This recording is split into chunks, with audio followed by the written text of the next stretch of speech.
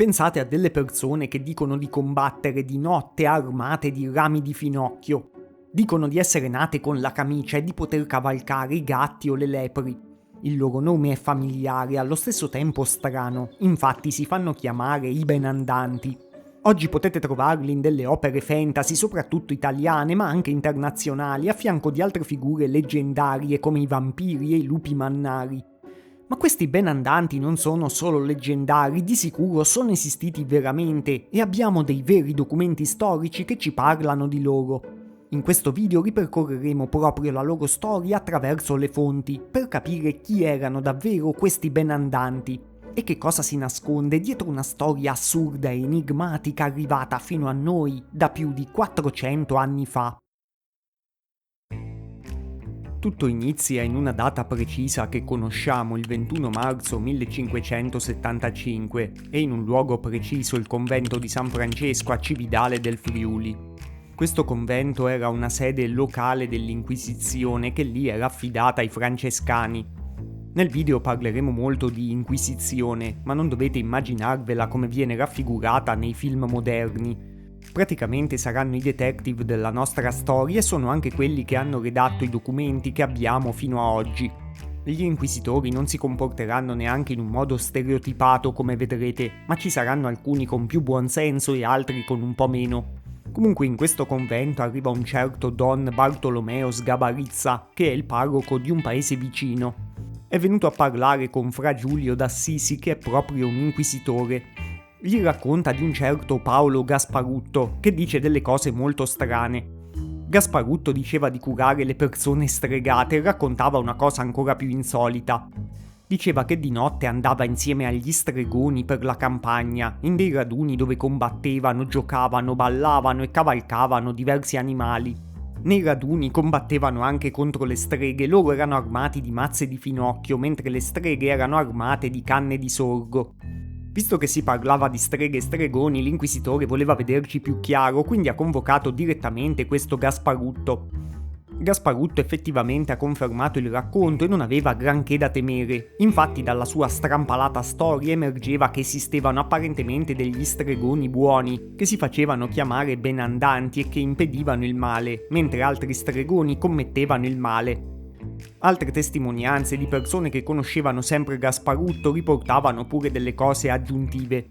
Gasparutto aveva raccontato che andava a questi raduni in spirito, cioè non ci andava fisicamente ma solo con il proprio spirito, e che il suo spirito saliva a cavallo di vari animali come gatti o lepri.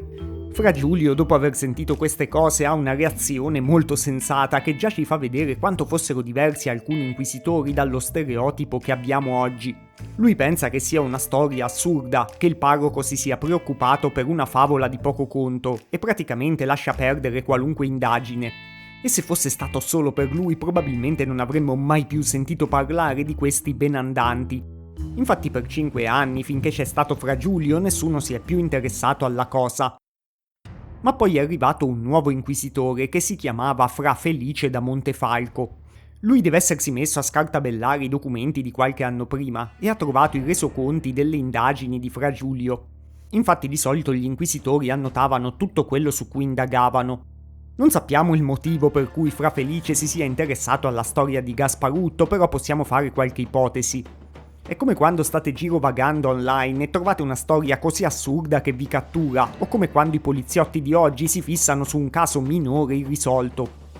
Insomma, secondo me è stato anche incuriosito da un racconto così assurdo che ha deciso di volerne sapere lui stesso qualcosa di più. E non perché il racconto fosse veramente importante per il suo vero ruolo, probabilmente Fra Felice avrebbe avuto anche cose più importanti di cui occuparsi. Comunque il 27 giugno del 1580 richiamò il nostro Paolo Gasparutto per risentire la storia da lui. Stavolta però Gasparutto ha negato qualunque connessione con i benandanti. Questo deve aver acceso ancora di più l'interesse del nuovo inquisitore, perché se qualcuno negava allora magari c'era davvero qualcosa sotto da nascondere. Infatti Fra Felice da Montefalco ha fatto incarcerare subito Gasparutto e il giorno stesso ha interrogato un altro uomo che era stato tirato in causa sempre 5 anni prima, un certo Battista Moduco. Moduco invece ammette di essere un benandante e quando l'inquisitore gli chiede che cosa significhi essere un benandante, Moduco gli risponde così: Io sono benandante perché vado con gli altri a combattere 4 volte l'anno, di notte, invisibilmente con lo spirito, mentre riposa il corpo. E noi andiamo in favore di Cristo e gli stregoni del diavolo, combattendo l'uno con l'altro, noi con le mazze di finocchio e loro con le canne di sorgo. Queste sono le vere parole dei verbali del tempo, ma questa storia di stregoni che combattono per Cristo contro degli stregoni diabolici per i nostri standard attuali sarebbe una trama strana anche per un film fantasy. Ma Moduko spiega pure lo scopo di queste battaglie. Se i benandanti vincono, quell'anno il raccolto sarà abbondante, se perdono invece ci sarà la carestia. Quindi praticamente i benandanti propiziano il raccolto. Moduko spiega anche all'inquisitore che fanno parte dei benandanti quelli che sono nati con la camicia. Questa espressione oggi è usata come modo di dire per indicare chi nasce fortunato, ma in realtà indicherebbe i rari casi di bambini che nascono avvolti dal sacco amniotico. Secondo le parole di Moduko, chi nasce in questo modo particolare è quasi predestinato a essere chiamato tra i benandanti. Pare che in quella zona ci fosse la tradizione di conservare una piccola parte del sacco amniotico e di benedirla, di metterla in un sacchettino da appendere al collo del bambino come un amuleto protettivo. Dopo il racconto di Moduko, anche Gasparutto tornerà a ammettere di aver fatto parte dei benandanti. L'inquisitore ha domandato anche da chi venivano radunati questi benandanti, da Dio, da un angelo, da un semplice uomo o dal demonio. Moduko dice che vengono radunati da un semplice uomo, una specie di loro capo, e lo descrive anche nel dettaglio come un essere umano. Fra Felice però evidentemente si era già fatto la sua idea, ovvero che quello fosse un raduno di stregoni in onore del diavolo. Infatti in un interrogatorio successivo spingerà Gasparutto a dire che i benandanti non venivano radunati da un uomo ma da un angelo. Allora Fra Felice ha colto l'occasione per domandargli insistentemente se non fosse forse il diavolo che si mostrava nell'aspetto di un angelo. Sotto lo stress di questi interrogatori e della prigionia, alla fine Gasparutto ha ammesso la versione che voleva sentire l'inquisitore. Nel 1581 quindi Gasparutto e Moduko sono stati giudicati eretici soprattutto per aver adorato il falso angelo. Sono stati condannati a 6 mesi di carcere, ma poi la pena è stata condonata a tutti e due, dopo l'abiura dei loro errori. Come vediamo, la pena non è stata per niente pesante e probabilmente questo è stato considerato solo uno strano caso isolato. Però Fra Felice non riusciva a tenere a freno la sua curiosità che ormai si era accesa su questi benandanti e ha pensato che dietro dovesse esserci qualcosa di ancora più grande. Così ha iniziato praticamente un'indagine a ampio raggio sul territorio, che diventerà poi nel tempo una vera e propria caccia ai benandanti. Siamo in piena estate e magari alcuni di voi hanno più momenti liberi del solito, oppure avete lunghe ore di viaggio per arrivare da qualche parte. E non c'è niente di meglio che mettere di sottofondo un bel podcast di Spotify con delle storie medievali. In descrizione trovate il link al mio podcast di Spotify dove pubblico proprio degli episodi adatti per dei momenti di relax e di immersione completa nel passato. Proprio nelle prossime settimane ne usciranno di nuovi per farvi compagnia, quindi spero che vorrete seguirmi anche lì. E per quelli di voi che vogliono sentirmi parlare anche di film e serie TV ho lanciato pure un secondo canale qui su YouTube. Lo so che magari è una rottura di scatole sentirmi annunciare questi progetti durante il video, ma con gli algoritmi attuali non è sempre facile che vi vengano raccomandati in automatico, anche se già apprezzate quello che pubblico. Ma sono tutti progetti aggiuntivi che sono sicuro possano interessare e piacere a tanti di voi, sono sempre completamente gratuiti e accessibili a tutti, quindi spero che potrò farvi compagnia anche lì.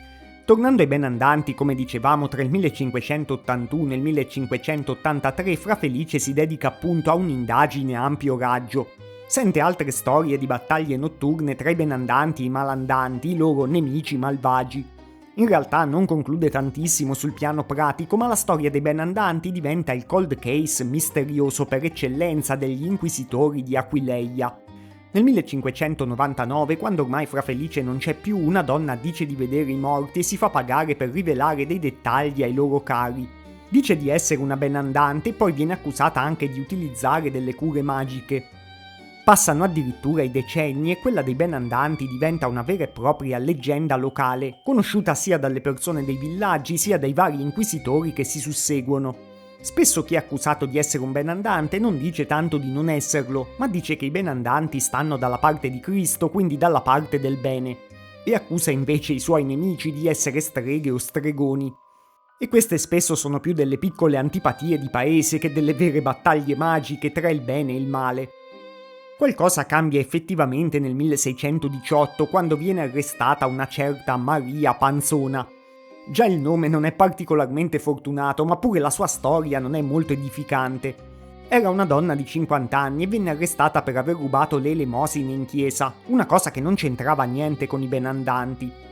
Però dichiarò di essere una benandante e alla fine l'indagine su di lei arrivò a parlare dei soliti strani raduni notturni. Lei però fu la prima a dire chiaramente che i raduni a cui partecipava erano un sabba presieduto dal diavolo nella forma di una badessa.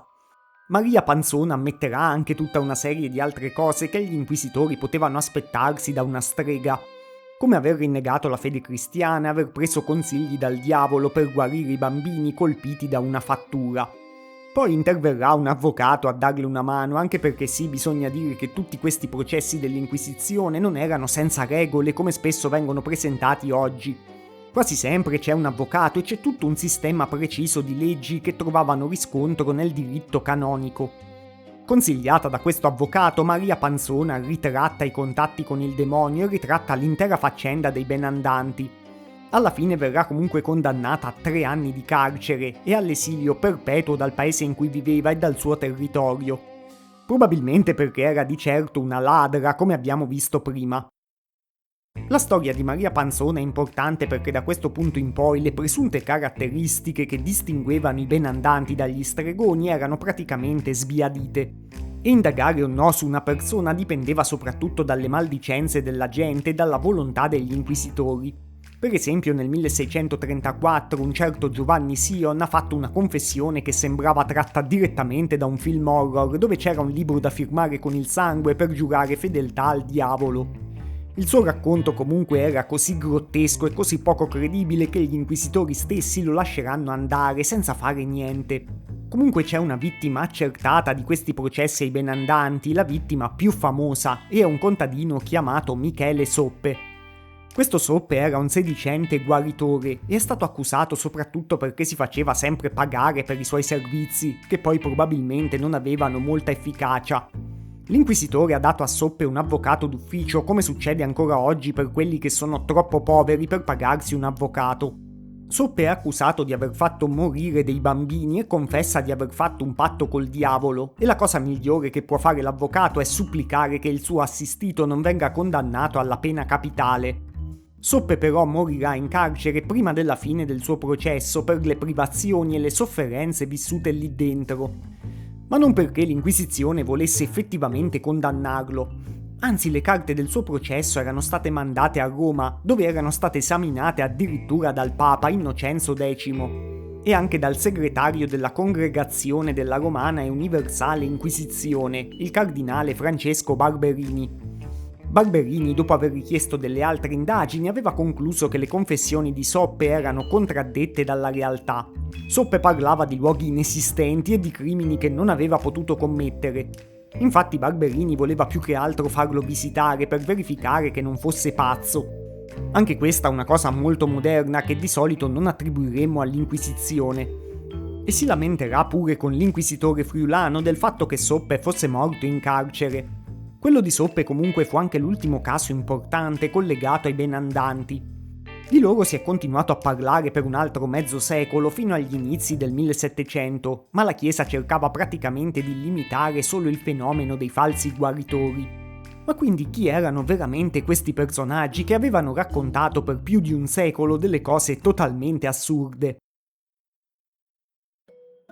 La spiegazione classica, che potete trovare anche da tante parti, su chi fossero i benandanti è stata formulata dallo storico Carlo Ginzburg, che è anche colui che ha riportato alla luce il fenomeno dei benandanti in un suo studio del 1966 e li ha resi abbastanza conosciuti nel mondo contemporaneo. Secondo lui i benandanti erano gli ultimi praticanti di culti della fertilità che esistevano in Friuli prima del cristianesimo. Se vi ricordate, infatti, nelle prime testimonianze i benandanti come Gasparutto dicevano di combattere per favorire il raccolto.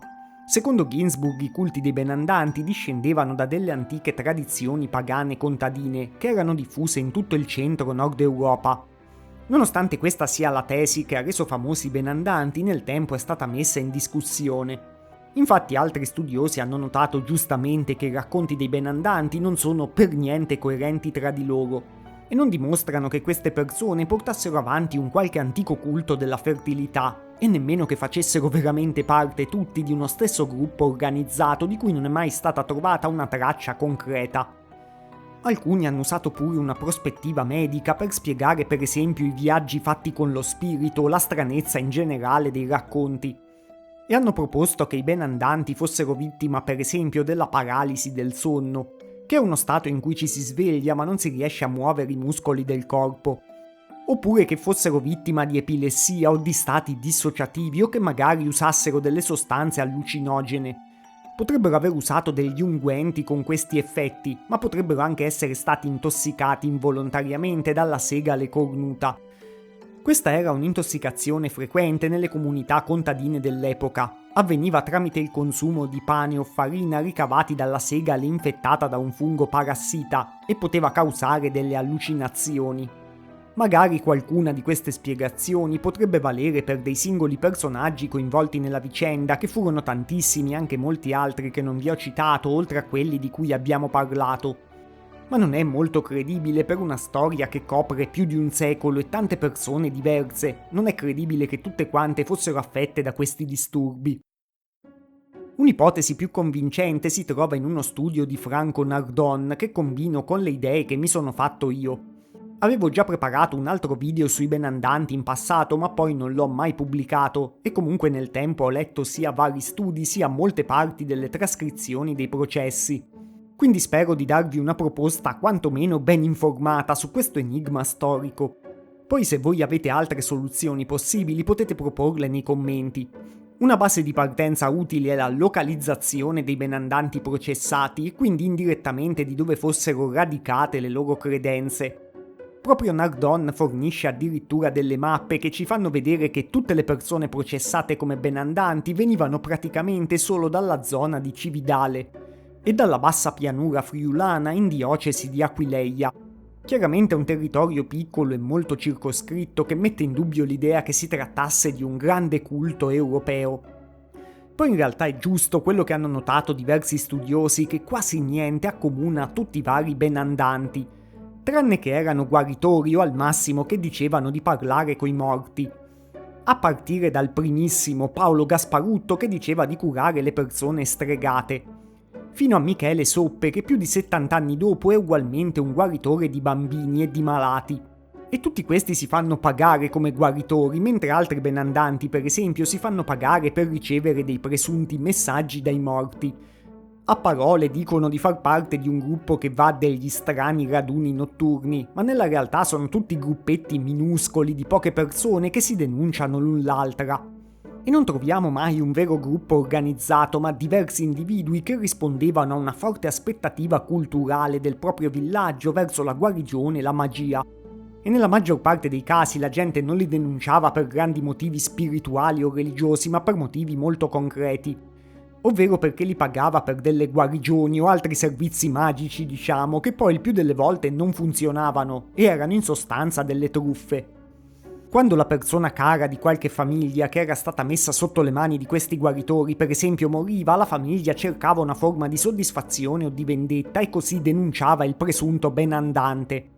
È vero che nei primissimi racconti di Gasparutto e Moduco ci sono già degli elementi strani, ma quasi tutti possono appartenere a un generico folklore popolare.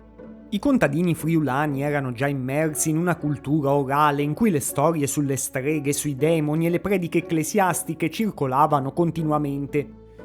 Lo stesso termine benandante potrebbe essere stato in origine il termine di una comunità estremamente ristretta che indicava così dei vagabondi guaritori, e magari ci aveva associato quel mito che fossero nati con la camicia. In realtà il fatto che fosse così è abbastanza evidente dalle fonti del tempo.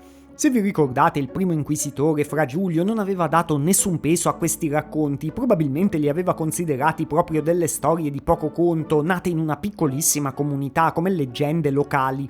Invece poi saranno proprio gli inquisitori successivi che daranno un contributo fondamentale per trasformare un qualcosa di piccolissimo in un qualcosa di molto più grande. È un esempio lampante su cui infatti mi sono soffermato molto, quasi come uno dei protagonisti della nostra storia è il successore di Fra Giulio, cioè Fra Felice. Lui si dedica per 4 anni a un'indagine molto approfondita sui benandanti, ma è chiaro che lui stesso, indagando, diffonde questa storia tra la gente e gli dà molta importanza. Dobbiamo immaginarci un mondo in cui un inquisitore è una figura prestigiosa e rispettata e la gente dei villaggi del Friuli sicuramente non è dispiaciuta di aiutarlo nelle sue indagini e di dar credito e fiducia subito alla sua storia che esista questo misterioso gruppo di benandanti. Anche Nardon, che pure affronta vari argomenti diversi, ha notato che le azioni personali di Fra Felice devono aver avuto un certo impatto sulla storia successiva dei benandanti. Nardon scrive che Fra Felice aveva una particolare attitudine a raccogliere superstizioni e credenze popolari, espressioni culturali cui nessun tribunale ecclesiastico aveva conferito prima di allora in Friuli la dubbia dignità dell'eresia. E dunque per gli interessi giudiziari e personali di un inquisitore, continua sempre Nardon, che la mitologia agraria dei benandanti appare nel processo cividalese del 1580-81 molto definita, più definita che in qualsiasi altro processo. Forse Fra Felice era spinto dalla curiosità, come vi ho detto io prima, ma Nardon mette anche in luce che aveva dei buoni motivi per portare avanti una grande indagine, per ottenere prestigio dal suo ruolo. Poi la società e la Chiesa in generale potevano avere pure degli ottimi motivi per combattere dei guaritori, a prescindere che partecipassero veramente a delle battaglie notturne in groppa a animali fantastici. Tra fine 500 e 600, scrive sempre Nardon, assunse particolare rilievo il conflitto tra autorità e abusivismo in campo sanitario. La classe medica cercò di screditare in via definitiva coloro che come i benandanti prestavano cure a chiunque senza permesso. Sul fronte religioso inoltre si costituì un'imponente controffensiva contro negromanti ed esorcisti popolari, controffensiva che come la precedente interessava status, posizioni raggiunte e credito dei terapeuti.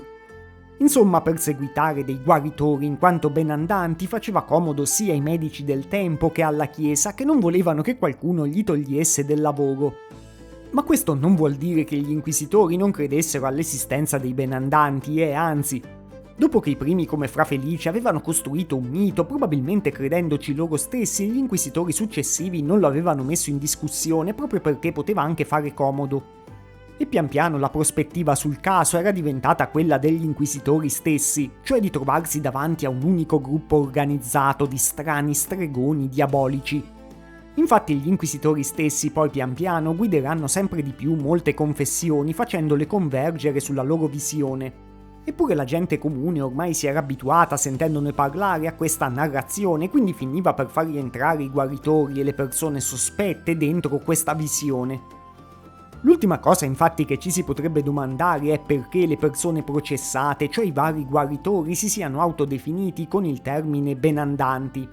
E secondo me non è una cosa comunque difficilissima da spiegare. Innanzitutto molti benandanti erano di umili origini e in vari casi neanche capivano gli inquisitori, che spesso provenivano in questo caso da altre parti d'Italia.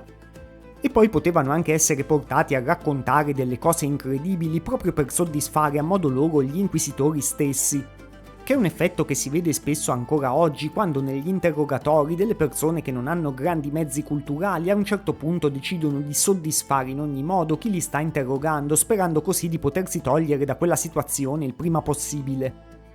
Poi benandante era un termine che era nato con un'accezione positiva e non è diventato del tutto negativo neanche dopo un secolo di processi. Le prime storie raffiguravano i benandanti praticamente come degli eroi che servivano il benessere della comunità in nome di Cristo. Probabilmente tanti guaritori hanno visto che il termine veniva usato per etichettarli e lo hanno anche accettato, magari ispirandosi proprio tra di loro oppure ispirandosi alle storie dei processi che gli stessi inquisitori mettevano in giro e che circolavano tra la gente. Così un guaritore qualunque di Cividale, per esempio, adesso diceva di essere un benandante e di essere nato con la camicia. E il servizio di guarigione così poteva farselo pagare anche di più perché lui apparteneva a questo famoso gruppo di stregoni. Quindi ci sono diversi meccanismi psicologici credibili per cui diverse persone avrebbero potuto autonomamente decidere di far rientrare se stessi in questa etichetta di benandanti. che poi appunto praticamente era solo quasi un titolo che ci si autoattribuiva, anche perché poi non richiedeva delle azioni effettive, tranne raccontare delle storie stravaganti con un retrogusto magico. La mia teoria quindi è che il caso dei benandanti sia nato dall'aver ingigantito sia da parte degli inquisitori in passato sia oggi un fenomeno molto piccolo e molto circoscritto. Questo ha portato nel folklore italiano e internazionale una misteriosa organizzazione di stregoni che però, se l'Inquisizione friulana non avesse indagato, probabilmente non sarebbe mai esistita. Un termine locale, qualche guaritore di paese, è stato trasformato sia nei processi sia dagli studiosi di oggi in un enigma apparentemente così assurdo da durare per secoli e da sembrare irrisolvibile.